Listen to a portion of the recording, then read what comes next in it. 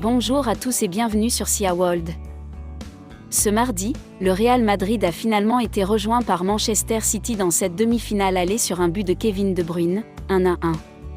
Le Belge a su exploiter une relance hasardeuse d'Eduardo Camavinga dans l'axe.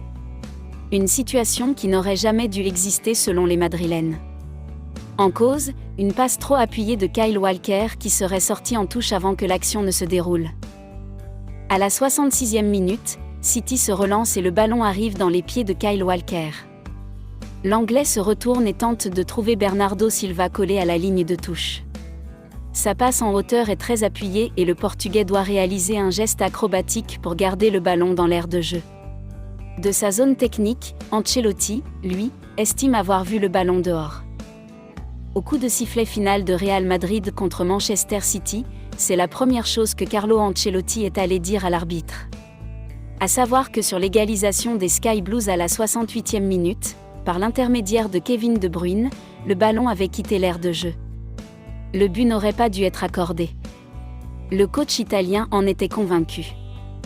Emer Soares, l'arbitre portugais de la partie, et ses assistants à la VAR n'ont pas signalé la sortie du ballon sur une intervention de Bernardo Silva près de la ligne de touche. Aurait-il dû le faire ? Selon les images fournies par beIN Sport UK, le ballon était en effet bien sorti du terrain.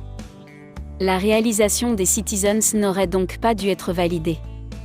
Si la technologie de ce diffuseur est fiable, le Real a donc été lésé.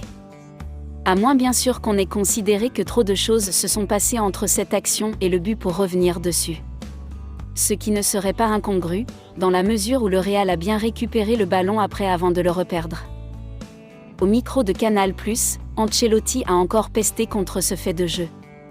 À la question de savoir s'il était décisif, il a répondu qu'il ne savait pas, mais que la VAR aurait dû mieux contrôler cette action.